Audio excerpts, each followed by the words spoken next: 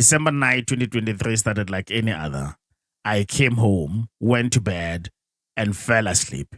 But it was my last night. At first, everyone thought it was just a simple robbery. But almost a year later, the truth came out, and it was more worse than anyone could ever imagine. Stay with me until the end. You need to hear what really happened. My wife and I had two beautiful children together, our daughter Mohlale and our son. Life back then felt complete. I was strict but fair, making sure that my kids understood the value of education and hard work because I had climbed the ladder myself through dedication. The family was united. We supported each other through tough times, and my wife was the glue holding it together. But then, everything changed. My wife fell seriously ill. We tried everything: hospitals, doctors, medication, but she passed away in 2021, leaving a massive hole in our home. Doctors later determined that she had a heart condition. My children were devastated, especially my daughter who had been so close to her mother. Life after her death was never the same. I threw myself deep into my work, trying to provide stability for my kids. At home, I tried to be both father and mother, but the tension was there. Grief does strange things to families sometimes.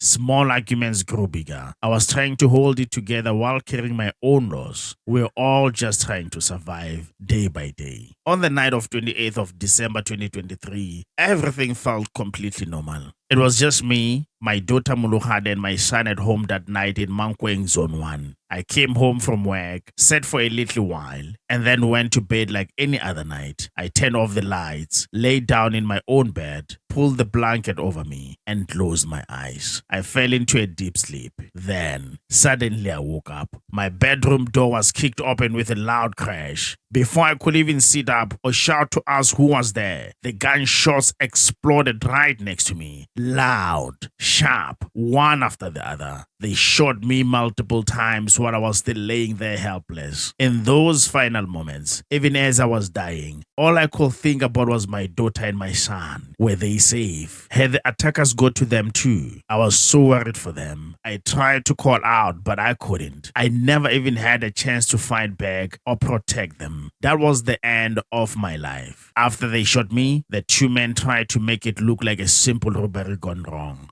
They took money and things that belonged to me, including my car keys. Then they drove away with my car. The next morning, my body was found in my own bedroom. The whole community was shocked. My daughter Mohlale and my son cried a lot. No one knew anything. For a long time, it looked like a random attack by strangers.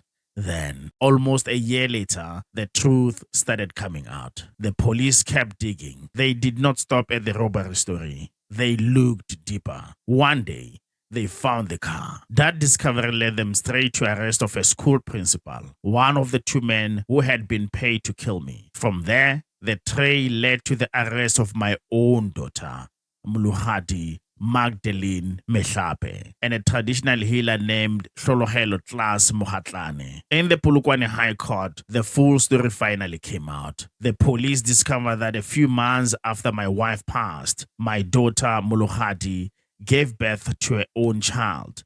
That baby made her miss her mother so much. She started struggling badly with the grief. She reached out to her mother's sister, her aunt, and told her how much she was hurting. She said she needed to know what really happened to her mother. That's when the aunt suggested she go to see the traditional healer. Mohlale went to him. He threw down bones and looked at them. According to what he saw, I was the reason for her mother's passing. He said that I had used muti to cause the heart condition that took her. Then, he gave her some muti of her own, something she could use on me for revenge. He promised that if she used it, I will also pass away. But the muti did not work, so she decided to take it further with plan B. She found two men to do the job and promised them 200,000 rands or $12,000. One of them was the school principal. She made all the arrangements. On that December night, she unlocked the gate and the main door so the killers could walk straight to my bedroom while I slept. When Mohlale realized the police already had all the information, she confessed everything. She admitted she had planned it all from the beginning. The court sentenced my daughter to life in prison for murder. The traditional healer who fed her those lies was sentenced to 20 years in prison. Even now, I still can't believe who was behind it. The people I trusted the most turned on me in the worst possible way. Sometimes your biggest enemy is sleeping right under your roof. Thanks for listening to the full story. Make sure to like and subscribe so these stories don't get buried. And drop a comment if you want more like this.